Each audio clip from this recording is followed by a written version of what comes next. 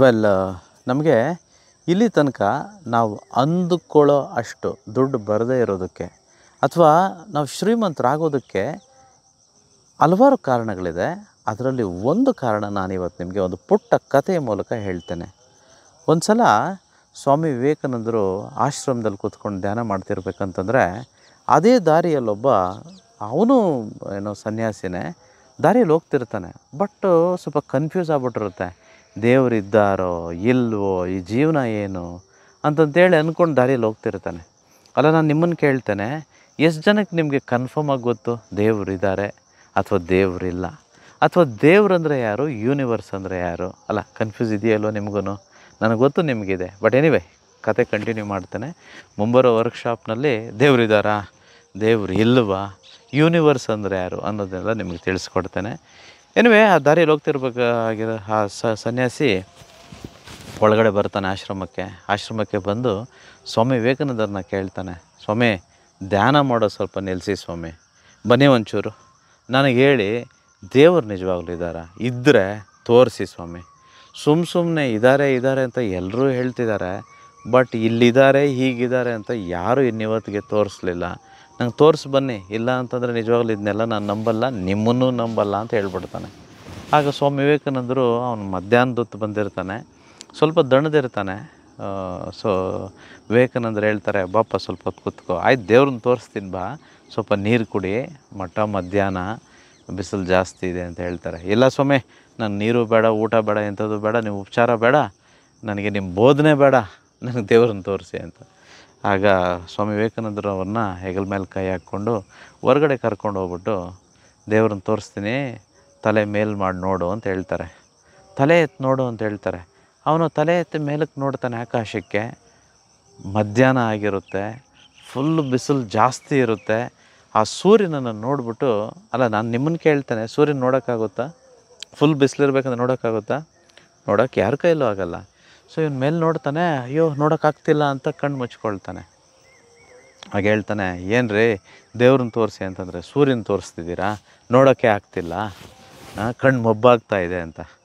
ಆಗ ಸ್ವಾಮಿ ವಿವೇಕಾನಂದರು ಹೇಳ್ತಾರೆ, ಅಲ್ಲಪ್ಪ, ಆಫ್ಟರ್ ಆಲ್ ಈ ಸೂರ್ಯ ಅನ್ನುವಂಥದ್ದು ಈ ಅಖಂಡ ಬ್ರಹ್ಮಾಂಡದಲ್ಲಿ ಈ ದೇವರಿಗೆ ಹೋಲಿಸಿದ್ರೆ ಅದು ಒಂದು ಚಿಕ್ಕ ಡಸ್ಟ್ ಅಷ್ಟೇ, ಧೂಳು, ಈ ರವೆ ಅಂತ ಹೇಳ್ತೀವಲ್ವ ಆ ರೀತಿ. ಅಲ್ಲ, ಒಂದು ಸಣ್ಣ ಮಣ್ಣಿನ ಕಣಕ್ಕೂ ಸಮ ಅಲ್ಲ. ಅಂಥ ಒಂದು ಚಿಕ್ಕ ಪಾರ್ಟಿಕಲ್ನ ವಸ್ತುವನ್ನು ನೀನು ನೋಡೋದಕ್ಕಾಗಲ್ಲ ಅಂತಂದರೆ ಇನ್ನು ಭಗವಂತ ಹತ್ರಕ್ಕೆ ಬಂದರೆ, ಅಲ್ಲ ನೀನಾಗಲಿ ನಾನಾಗಲಿ ನೋಡೋದಕ್ಕೆ ಸಾಧ್ಯನಾ? ನಮ್ಮ ಕಣ್ಣಿರುತ್ತಾ? ಜಸ್ಟ್ ಇಮ್ಯಾಜಿನ್, ಆ ಸೂರ್ಯನೇ ಸ್ವಲ್ಪ ಹತ್ರ ಬಂದರೆ ನಾವು ಯಾರು ಇರೋಲ್ಲ, ಭಸ್ಮ ಆಗಿಬಿಡ್ತೇವೆ. ಇನ್ನು ದೇವರು, ವಿಶ್ವ. ಆಗ ಅವ್ನಿಗೆ ಅರ್ಥ ಆಗುತ್ತೆ, ನನಗೆ ಅರ್ಥ ಆಯಿತು ಸ್ವಾಮಿ ಈಗ. ಸೊ ಆಮೇಲೆ ಹೇಳ್ತಾರೆ ಸ್ವಾಮಿ ವಿವೇಕಾನಂದರು, ನಿನಗೆ ಯೋಗ್ಯತೆ ಇದ್ದರೆ ಅಥವಾ ನನಗೆ ಯೋಗ್ಯತೆ ಇದ್ದರೆ ನಾನು ಯಾವಾಗ ದೇವ್ರನ್ನ ನೋಡ್ಬೋದು ಅಂದರೆ ನಾನು ಸೂರ್ಯನ ರೀತಿ ಆದಾಗ. ಆವಾಗ ಸೂರ್ಯ ನಾವಿಬ್ಬರು ಫ್ರೆಂಡ್ ಆಗಿ ಇಬ್ಬರು ಬೇಕಾದರೆ ಕೂತ್ಕೊಂಡು ಕಾಫಿ ಕುಡಿಬೋದು, ತಿಂಡಿ ತಿನ್ಬೋದು, ಜೊತೆಯಲ್ಲಿ ವಾಕಿಂಗ್ ಹೋಗ್ಬೋದು. ಯಾರ ಜೊತೆ? ದೇವರ ಜೊತೆ. ಯಾವಾಗ? ದೇವರ ಅರ್ಹತೆ, ಆ ಯೋಗ್ಯತೆಯನ್ನು ಸಂಪಾದನೆ ಮಾಡಿದಾಗ ಮಾತ್ರ. ಸೊ ಹಾಗಾಗಿ ನಾವಿನ್ನೂ ಅಯೋಗ್ಯರು, ಅದಕ್ಕೆ ನಮಗಿನ್ನೂ ದೇವರು ಕಾಣಿಸ್ಲಿಲ್ಲ. ದೇವ್ರ ಹತ್ರ ಬಂದರೆ ನಾವೇ ಉಳಿಯಲ್ವಲ್ಲ. ಎನಿವೆ, ಇದರ ಸಾರಾಂಶ ಇಷ್ಟೇ. ನಮ್ಗೆ ಯಾಕೆ ಇನ್ನೂ ದುಡ್ಡು ಬರ್ತಿಲ್ಲ? ಲಕ್ಷ್ಮೀ ಕುಬೇರ ನಮಗೋಸ್ಕರ ಈ ಸೃಷ್ಟಿ ಎಲ್ಲವನ್ನೂ ಕೊಡೋದಕ್ಕೆ ತಯಾರಿದ್ದಾರೆ. ನಾವು ಅಂದುಕೊಂಡಿದ್ದೆಲ್ಲ ಆಗಬೇಕು ಅಂತ ಅವರು ಅಂದುಕೊಂಡಿದ್ದಾರೆ. ಬಟ್ ಆದರೆ ನಾವು ಯೋಗ್ಯರಾಗದೇ ಇರೋದಕ್ಕೆ, ಅಯೋಗ್ಯತನ ಹೆಚ್ಚಿರೋದಕ್ಕೆ ನಮಗಿನ್ನೂ ದುಡ್ಡು ಬರ್ತಿಲ್ಲ. ನಾವು ಎಷ್ಟು ಅಂದ್ಕೊಳ್ತಿದ್ದೀವೋ ಅಷ್ಟು ಬರ್ತಿಲ್ಲ. ನೋಡಿ, ಹೊಟ್ಟೆಪಾಡಿಗೆ ಅಥವಾ ಜೀವನ ನಡೆಸೋದಕ್ಕೆ ಅಷ್ಟೋ ಇಷ್ಟು ಬರ್ತಿದೆ. ಬಟ್ ನಾವು ಶ್ರೀಮಂತರಾಗಬೇಕು, ನಾವು ಅಂದುಕೊಂಡಿದ್ದೆಲ್ಲ ಮಾಡಬೇಕು, ಈ ಪ್ರಪಂಚ ಮೂಲೆ ಮೂಲೆಗೂ ಸುತ್ತಬೇಕು, ಮನೆ ಹೇಗೆ ಬೇಕೋ ಹಾಗೆ ಕಟ್ಟಬೇಕು, ನನ್ನ ರಿಟೈರ್ಮೆಂಟ್ ಲೈಫು ಹೀಗಿರಬೇಕು ಹಾಗಿರಬೇಕು, ಫ್ಯಾಂಟಾಸ್ಟಿಕ್ ಆಗಿರಬೇಕು, ನನ್ನ ಬಿಸ್ನೆಸ್ಸಲ್ಲಿ ಲಾಭ ನಾನು ಅಂದುಕೊಂಡಷ್ಟು ಬರಬೇಕು, ನನ್ನ ಜೀವನ ಹೀಗೆ ಇರಬೇಕು, ನಾನಿಷ್ಟು ದಾನ ಧರ್ಮಗಳನ್ನು ಮಾಡಬೇಕು.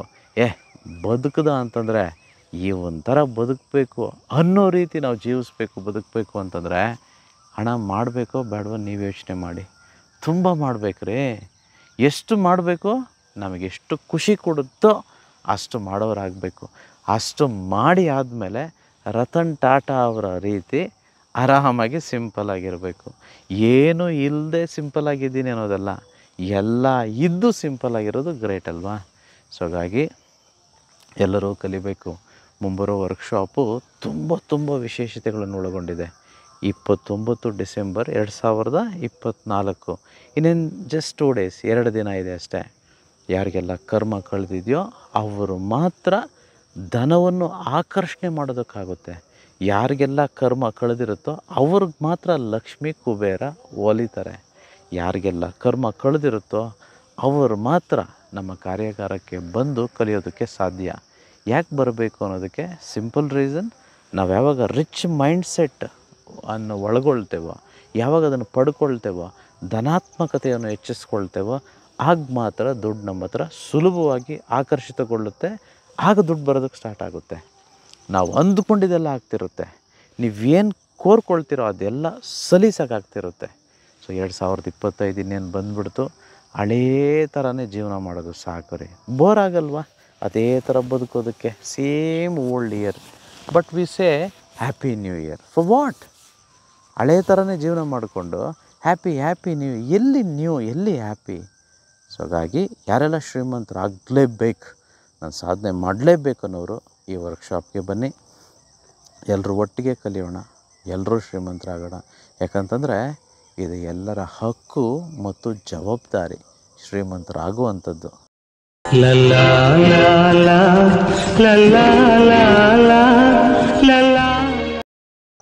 ಧನಂ ಮೂಲಂ ಇದಂ ಜಗತ್. ಕಲಿಯುಗದಲ್ಲಿ ಸಂಬಂಧಗಳು ನಿಂತಿರೋದು 2 ಮುಖ್ಯ ಕಾರಣಗಳಿಗೆ. 1ನೇ ಕಾರಣ ಹಣದಿಂದ ನಿಂತಿದೆ. 2ನೇ ಕಾರಣ ಅವರವರ ಅವಶ್ಯಕತೆಗಳಿಗೆ ಸಂಬಂಧಗಳು ನಿಂತಿದೆ. ನೋಡಿ, ಒಳ್ಳೆ ಗುಣ ಇದ್ದರೆ ಸಾಕು ಅಂತ ತುಂಬ ಜನ ಹೇಳ್ತಾರೆ. ಅಲ್ಲ, ಒಳ್ಳೆ ಗುಣ ಅನ್ನುವಂಥದ್ದು ಹೊಟ್ಟೆ ತುಂಬಿಸುತ್ತಾ?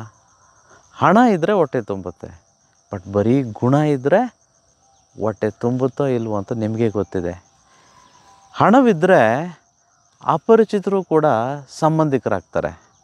ಆದರೆ ಹಣ ಇಲ್ಲ ಅಂತಂದರೆ ಒಡ ಹುಟ್ಟಿದವರೇ, ರಕ್ತ ಹಂಚ್ಕೊಂಡು ಹುಟ್ಟಿದವರೇ, ನಮ್ಮ ಕ್ಲೋಸ್ ಫ್ರೆಂಡ್ಗಳೇ, ಅಥವಾ ಯಾರನ್ನೆಲ್ಲ ನಾವು ಪರಿಚಿತರು ಅಂತ ಹೇಳ್ತೀವೋ, ಸಂಬಂಧಿಕರು ಅಂತ ಹೇಳ್ತೀವೋ, ಅವರೆಲ್ಲರೂ ಅಪರಿಚಿತರಾಗ್ಬಿಡ್ತಾರೆ. ಇಲ್ಲಿ ತನಕ ಯಾರೆಲ್ಲ ಸಾಲದಲ್ಲಿದ್ದೀರೋ, ಕಷ್ಟದಲ್ಲಿದ್ದೀರೋ, ಅಥವಾ ಸಿಂಗಲ್ ಪೇರೆಂಟ್ಸ್ ಆಗಿದ್ದೀರೋ, ಅಥವಾ ದುಡ್ಡಿಲ್ಲದೆ ಕಷ್ಟಪಡ್ತಿದ್ದೀರೋ, ಬಿಸ್ನೆಸ್ಸಲ್ಲಿ ಲಾಸ್ ಆಗಿದೆಯೋ, ನಿಮ್ಮೆಲ್ಲರಿಗೂ ಇದರ ಅನುಭವ ಸಂಪೂರ್ಣವಾಗಿ ಆಗಿರುತ್ತೆ. ನೋಡಿ, ನಾವು ಬೇಗ ಬುದ್ಧಿ ಕಲಿಬೇಕು.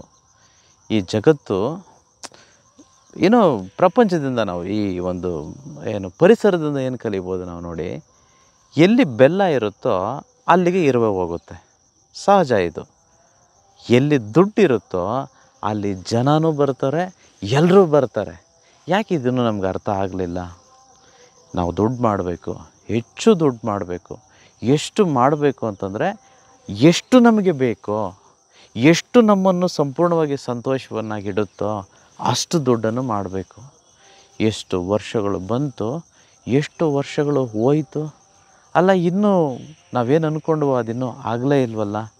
ಅಲ್ಲ, ಇಲ್ಲಿ ತನಕ ನಾವು ಅಂದ್ಕೊಂಡಿರೋದು ಬರೀ ಕನಸಾಗೆ ಉಳಿದ್ಬಿಟ್ರೆ ಹೇಗೆ?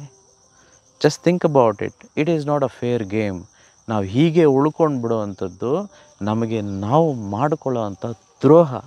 ಸೊ ಹಾಗಾಗಿ ನಾವೆಲ್ಲರೂ ಶ್ರೀಮಂತರಾಗಬೇಕಂತಂದರೆ ಈ ಒಂದು ವಿಶ್ವ ನಿಯಮ ಗೊತ್ತಿರಬೇಕು.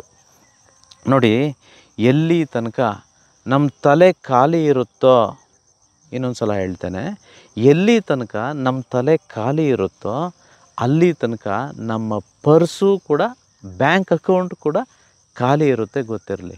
ಈ ಶ್ರೀಮಂತರೆಲ್ಲರೂ ಶ್ರೀಮಂತರಾಗೋದಕ್ಕೆ ಏಕೈಕ ಕಾರಣ ಇದಕ್ಕೆ. ಅವರು ಏನು ಬೇಕೋ, ಹಣ ಬರೋದಕ್ಕೆ ಏನು ಮಾಡಬೇಕೋ ಅದನ್ನೆಲ್ಲ ತುಂಬಿಕೊಂಡಿದ್ದಾರೆ. ಆದರೆ ಬಡವ ಇದಕ್ಕೇನು ಬೇಕೋ ಅದನ್ನು ತುಂಬಿಕೊಂಡಿದ್ದಾನೆ, ಬಟ್ ಇಲ್ಲಿಗೇನು ಬೇಕೋ ಅದನ್ನು ಮರ್ತೇ ಹೋಗಿದ್ದಾನೆ.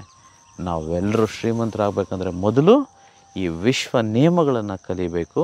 ದುಡ್ಡು ಬರುವ ಮಾರ್ಗಗಳ ಬಗ್ಗೆ ಹೆಚ್ಚು ಆಲೋಚನೆ ಮಾಡಬೇಕು. ಎಲ್ಲವನ್ನೂ ಇದನ್ನು ಕಲಿತಾಗ ದುಡ್ಡು ಮಾಡೋದು ಸಖತ್ ಸುಲಭ ರೀ.